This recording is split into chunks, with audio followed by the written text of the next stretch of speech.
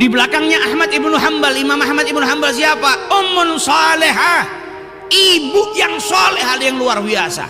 Didik anaknya supaya jadi orang yang top, orang yang luar biasa. Anaknya kerja, ibunya marah. Biar ibumu yang kerja, kau tuntutlah ilmu. Nah ini tarbiyah. Imam Ahmad ibnu Hambal 7 tahun hafal Quran. Kalau orang tuanya hobi main poker, 7 tahun anaknya main poker.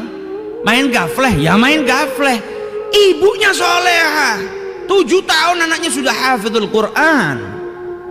Kata Imam Ahmad ibnu Hambal, ketika menceritakan, saya ingat dulu waktu usia 7 tahun, ibu saya tuh walaupun musim dingin tetap nyuruh saya sholat di masjid. Kalau musim dingin 7 tahun, saya masih umur 7 tahun dibangunkan sama ibu saya. Nggak seperti ibu zaman sekarang, anaknya umur 7 tahun kesian, masih kecil, belum wajib sholatnya. Engkau diperintahkan untuk supaya anakmu itu mulai sholat 7 tahun. Ajarkan sebelum 7 tahun caranya sholat. 7 tahun perintahkan. 10 tahun ninggalkan pukul, tapi pukulannya bukan pukulan yang melukai anak. Pukulan takdib, mukul supaya anak itu takut kalau ninggalin sholat. Anak kita 7 tahun mungkin disuruh sholat aja belum. Imam Ahmad ibn Hanbal 7 tahun disuruh sholatnya ke masjid sama ibunya. 7 tahun. Musim dingin saya dibangunkan sama ibu saya di waktu subuh, dan ibu saya sudah manaskan air buat saya wudhu. Setelah Imam Ahmad ibn Hanbal wudhu, dipakaikan pakaian yang hangat, dipakaikan serban kerudung itu ditaruh di kepalanya, kemudian ditutup telinganya, diikatkan, kemudian diantarkan sama ibunya sampai depan masjid, ditunggu sampai selesai sholat. Nah ini ibu yang salehah. Dari kecil dia mau punya anak yang soleh, pendidikannya yang luar biasa. Jadi Imam Ahmad ibn Hanbal, kata Imam Ahmad ibn Hanbal, saat saya masih kecil, masih menuntut ilmu, kalau datang ulama besar di Baghdad, itu semua orang pada berbondong-bondong ingin dengarkan ilmunya. Ada satu ulama yang datang di negara kami di Baghdad, kalau saya pergi ke masjid pas adzan subuh, saya nggak akan dapat soft kecuali di soft terakhir. Zaman dulu nggak ada mic. Kalau sekarang ada mic, mau duduk di soft terakhir, mau di seberang masjid itu masih kedengaran. Zaman dulu enggak. Kalau saya datangnya pas adzan nggak dapat kecuali di soft terakhir, nggak denger. Tapi ketika saya mau keluar sebelum subuh, saya dilarang sama orang tua.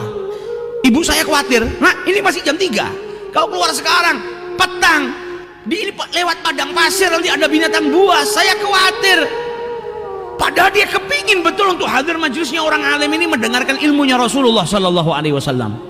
Sama seperti anak sekarang, mungkin apa keasikannya dia mau keluar dilarang sama orang tuanya, kan pasti beradu dengan dirinya sendiri, ini gimana saya kepingin, tapi karena yang minta orang tua, tinggal sama Muhammad nurut ibunya. Datang waktu subuh baru dia pergi, nggak mau bikin khawatir orang tuanya.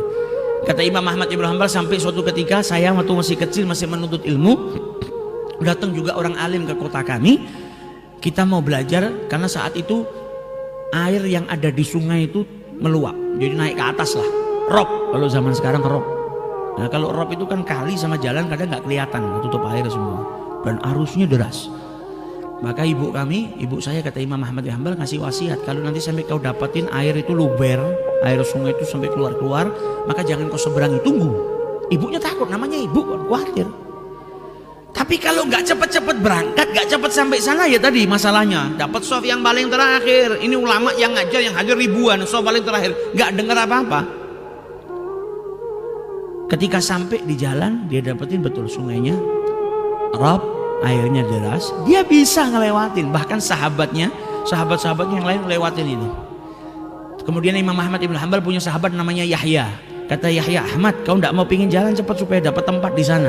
Dia bilang, saya bisa ngelewatin ini semua, tapi saya teringat sama ibu saya. Kata ibu saya, jangan kau lewatin itu, ibu saya khawatir. Saya takut kalau sampai terjadi apa-apa dengan diriku, nanti ibu saya saking khawatirnya sakit. Padahal mau menuntut ilmu. Nah, bagi anak-anak yang punya ibu, pikirkan ibu kita keluar malam nggak balik, nggak ngabarin ibu kita. Setiap kali kita keluar dari rumah ada orang yang nunggu nggak bisa tidur, ada yang khawatir luar biasa. Jangan buat ibumu khawatir. Lihat Ahmad ibn Hanbal jadi orang besar karena nggak pernah mau bikin ibunya khawatir. Nah kalau kita bisa mencontoh, walaupun kita keluarnya bukan untuk nuntut ilmu, keluar main dan lain sebagainya, ada orang yang di rumah nggak bisa tidur tenang, tidur nggak bisa, makan nggak bisa karena khawatir dengan dirimu yang belum pulang. Jangan bikin khawatir ibumu ketika engkau berbakti kepada orang tuamu, ada surga yang terbuka.